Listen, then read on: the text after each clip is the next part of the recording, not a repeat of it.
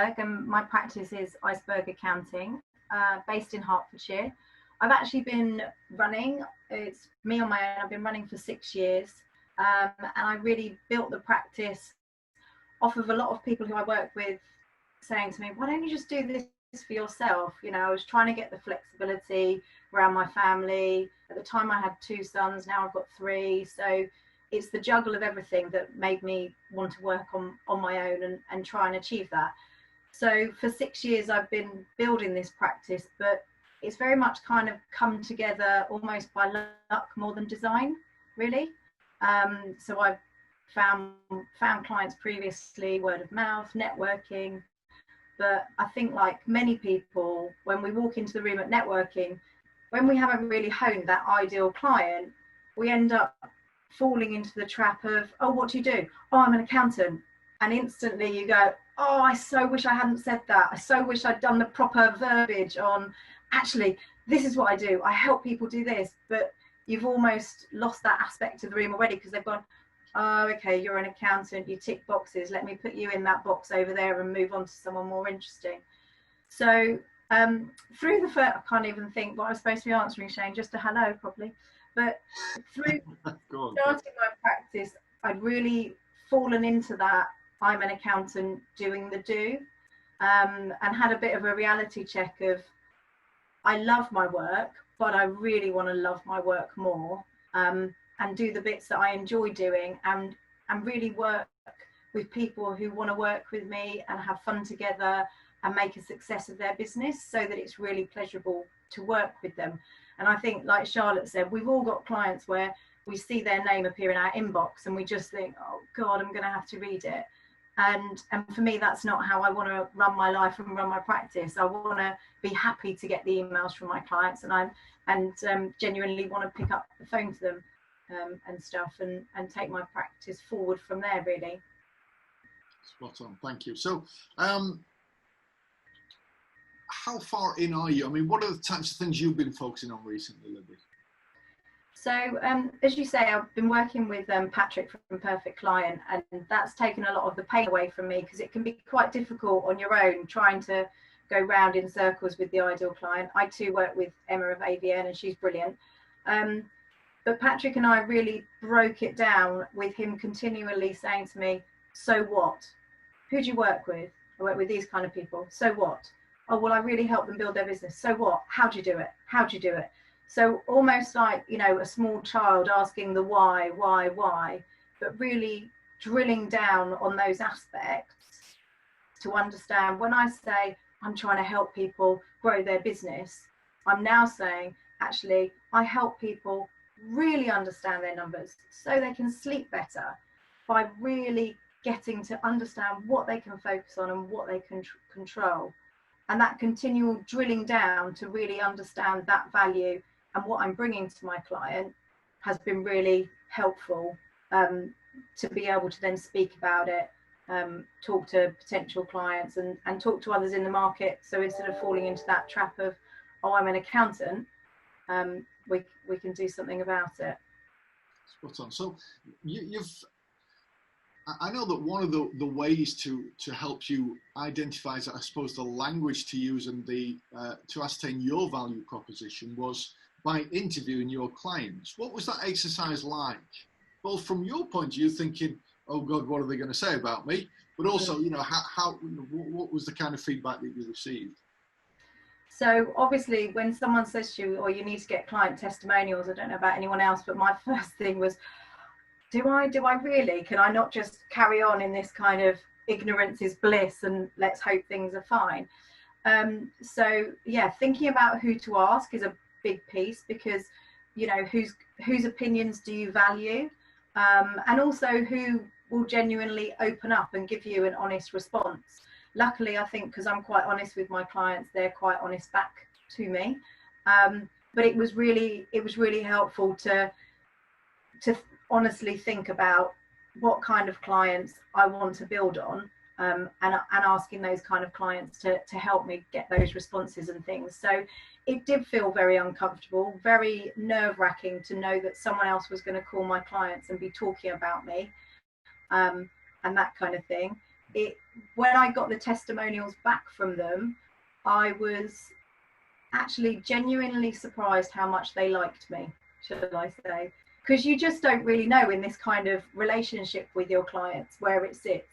But it was also really interesting to hear they don't know each other, and yet the way they spoke about me and the common themes that they brought out were very similar.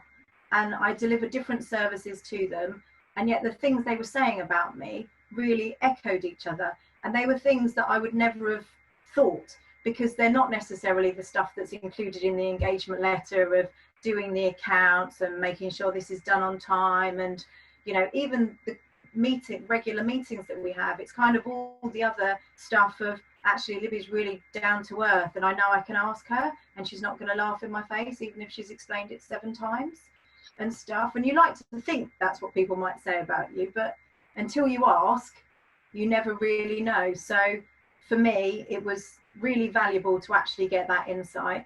And what I found when I then spoke to the clients afterwards was that they felt like they were the chosen ones. They felt genuinely happy to be helping me and providing me with feedback, and quite honoured that I would ask them to do that. So it was a really nice experience. So going from a really scary, like, do I really want to do this, to actually, why have I not done that before? And things. And in the last week, Emma will finally be clapping, I finally sent out a client feedback to some of my clients. First time in 6 years I've ever formally asked them, you know, tell me about this and that to do with me, including if I could change one thing to be better working with you, what would it be? Which is a pretty scary open-ended question, but I think if I'm going to be harsh and honest with my clients, then I've got to welcome it back. Excellent, thank you. And so, again, another question in the chat box. I'll word it my way, I suppose. But just having collected all of this data from your clients and that self-discovery as well, in terms of who you really want to work with, what kind of stuff you really enjoy doing, how are you putting that into some kind of practice that's going to acquire more of the types of clients that you want to work with now? So several things really. Finally got around to redoing my website so that it talks a lot more about me, shows why I'm different from other accountants. It was very important for me. My practice has the word accounting in it. I'm happy that I'm an accountant. I love being an accountant, but I want people to understand the difference and that kind of thing. So trying to get that message out there is one of the things I'm trying to do. It's also made me rethink a lot of my networking. And I know we talk about different networking groups, but it's made me think that actually if in a lockout group where you take the accountant role off of the table, that means that actually people within that networking group will look to you to be an all-encompassing accountant potentially. Now, if you don't want to be that, you need a network of accountants that you can pass the compliance on to, pass the tax on to, or whatever it will be. But it's really made me think, if I'm putting my time into a networking group, how do I present myself as the accountant in that group? And how will they think an accountant should be? Because 9 times out of 10, I think most people will expect to be able to hand an accountant in a networking group compliance work and for them to be happy. And if I'm not going to be happy with that, then that's not going to be the networking group for me. So just even things like that, it's really made me think, how am I spending my time? How am I portraying myself out to the market? And that kind of thing. So next steps for me, now that I've updated my website for the first time in 6 years, I'm already on the 2nd update. So I'm determined I'm going to keep adding resources onto it and keep it evolving rather than it stagnate. I'm going to do my LinkedIn and actually do some activity on that. And just this now you know what it's like. You've had a nice haircut, you want to go out for the evening. For me, I've got a nice pair of shoes, I want to go out for the evening. I've now got this whiz-bang website, an up-to-date banner on my LinkedIn. So I'm going to use it, and I'm going to keep moving forward with it so that actually I don't lose this focus. The other thing for me is I love something new and shiny, and I get a bit distracted. You know, and even things like the AVM resource will be sent out. I'll be like, oh, that's amazing, let me look at it. And with the whole working out who my ideal client is, it's making me stop and go, hang on a minute, Putting that resource onto my website take me closer to my ideal client or further away? And if it's further away, then guess what? It's not on the top of my to-do list. But if it's closer, then I need to prioritize it. So it's really helping me keep a focus, limited time, still juggling the kids at home, hopeful that they're going back to school next month, but keeping focus on my practice and keeping focus on that ideal client that I've identified and making sure those align so that I'm effective in the time in my practice. Excellent stuff. Thank you very much, Libby. I don't think any more questions coming in the meantime, but lots of people saying they can relate to where all three of you have been actually. But please, again, share with me my sincere thank you to Libby. And yeah, we'll thank everybody again at the very end of here. But yes, by all means, in the chat box. I see Patrick's actually put Libby's new website link into there as well, so you're going to get lots of traffic to our website.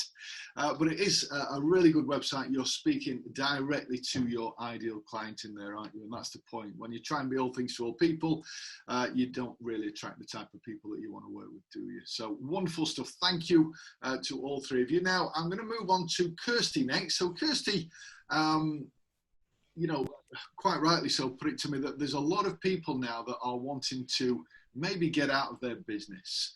And so how do you as their accountant help them in the best way? So over to you, Kirsty, and I'll just give you the spotlight, although I think you're sharing your screen anyway. Yeah, over to Kirsty.